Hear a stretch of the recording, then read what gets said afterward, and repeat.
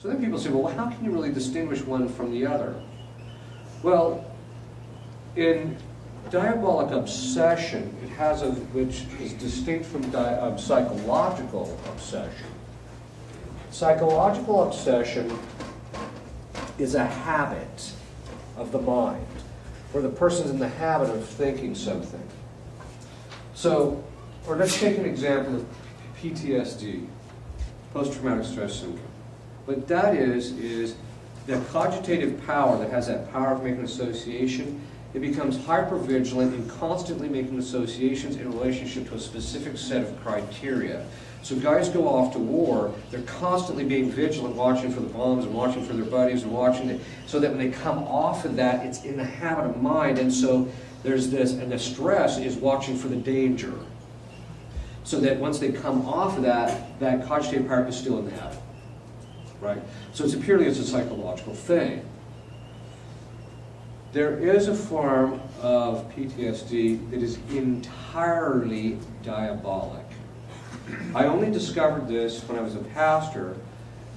Numerous guys in my parish had gone off to the Afghan war, and when they came back, they were all suffering from the exact same thing. And one of the guys started telling me about his dreaming pattern. So I said, you know, that does kind of sound like it's diabolic. I didn't tell him that. I said, why don't you come in and we'll do this blessing.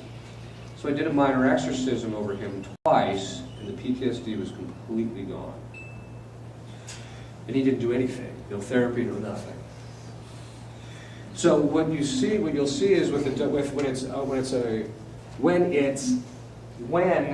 the person's problem is psychological, the problem perdures. It doesn't change much. The only time it changes by is environmental factors. Or maybe there can also be some medical conditions which can kind of cause things to kind of ebb and flow. But it'll be very consistent, and it'll only vary just a little bit depending on environmental factors. When you're talking about diabolic obsession, it's more like this.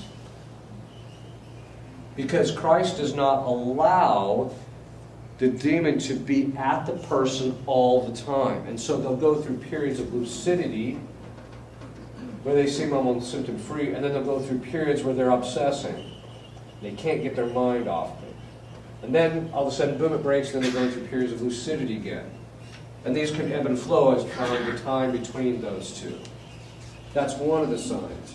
Now, does anybody have recognize what that looks like? Bipolar. I discovered this the first year I was an exorcist. That, by the way, I'm not implying that all bipolar is diabolic. But every single person who came to me that was on meds for bipolar got off their meds in 5 months if we did the exorcisms regularly and if they did a certain set of things on their side. Every one of them.